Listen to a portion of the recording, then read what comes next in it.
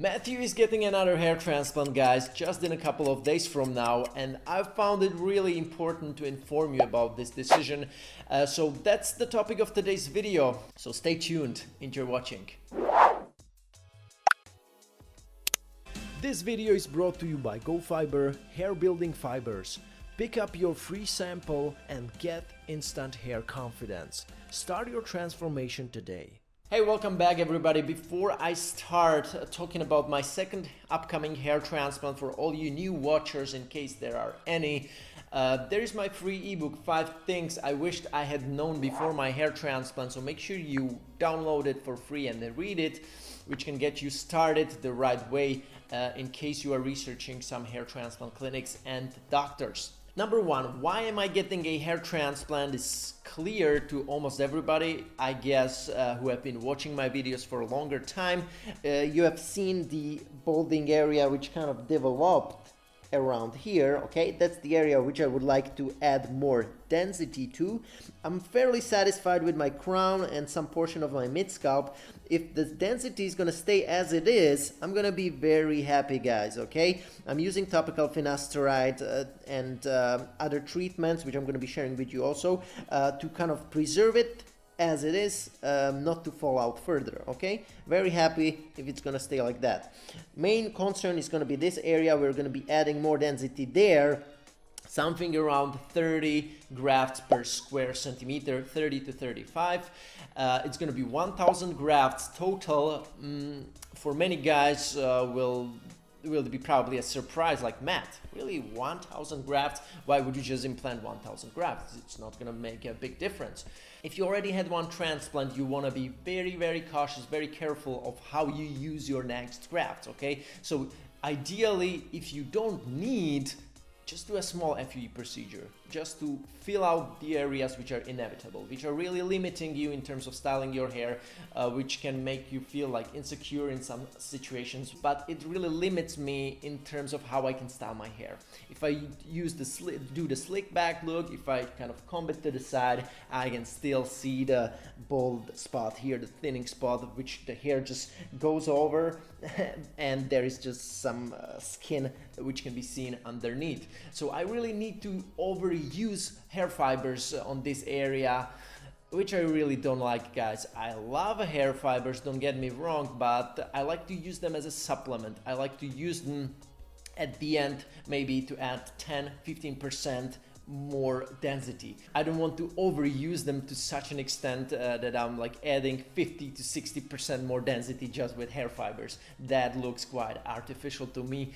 Now, another reason why I'm only gonna do 1,000 grafts right now is I'm young, the baldness can progress. And second, my donor area had been already touched by a first FUE hair transplant. Again, more than 3,000 grafts had been extracted. And if you take a look at some of my photos, you can see that some areas more, some areas are less, are over harvested, especially the sides here, okay, and also some portion of the back. And all the areas where you can see the dots very close to each other, it's a sign of over harvesting. These dots should not be as close to each other, okay, if the donor had not been over harvested. On a properly harvested donor, you cannot mark as many dots next to each other, because this is not how it should be, okay? If we shave the donor even more, you can see these spots even more obviously, okay? You can just see it hadn't been as properly harvested during my first hair transplant as it should have been, okay?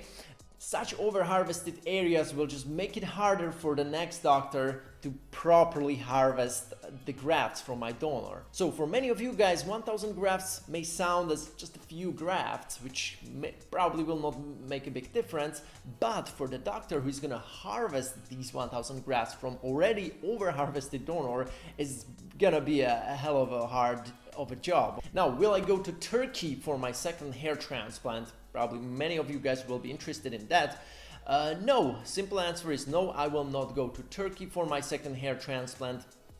The simple reason for that is that, you know, as you keep on living with your first hair transplant and you go to all types of occasions, you see your hair in different conditions, you style your hair, or you at least try to style your new hair in different hairstyles, you see the drawbacks, you see some details which hadn't been done as correctly during your first hair transplant, which you would like to avoid during your next hair transplant. So this is also my case. I was reporting about these small things in my update 2 years after my hair transplant, so you can watch this video, things that I wasn't as satisfied with, and also things about my donor area which I would like to have done differently this time. Okay, all the details about my next procedure I'm gonna provide you in probably the next update. I'm not gonna reveal them to you right now, so it's gonna stay a surprise for now,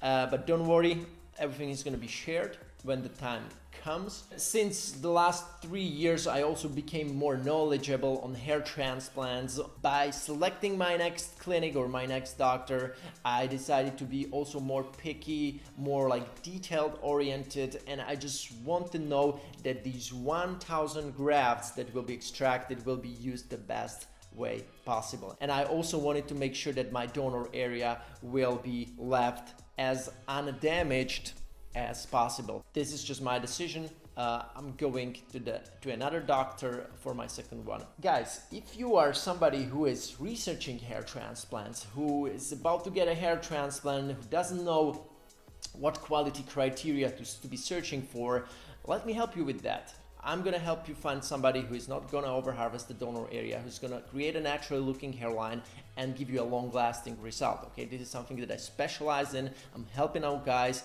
in my free consultations, to which you can sign up in the description below. You will just fill out the short form, where I'm gonna be you know, getting to know you, your hair loss situation, if you are on medication, stuff like that. Have you already done a hair transplant, stuff like that? And depends on that, I'm gonna advise you the best, most reliable hair transplant doctor for you. Okay guys, so make sure you do that in case you need that help. In case you don't, then thank you so much for watching and following my videos, my updates. I hope you will like this one, especially the next one, which is going to be already after my transplant, probably the 3rd day or 2nd day. So I'm gonna be doing weekly updates. This time I think it's more than enough, no daily updates. So yeah guys, take care, like this video, and we'll see each other already with some more hair on my mid scalp. Okay, I'm looking forward to that, looking forward to be sharing this second hair transplant journey with you. So stay tuned, take care, and until next time.